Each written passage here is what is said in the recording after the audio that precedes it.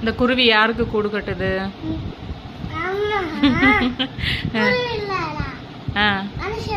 சரி, எதுக்கு கூடு இந்த கூடு செஞ்சா?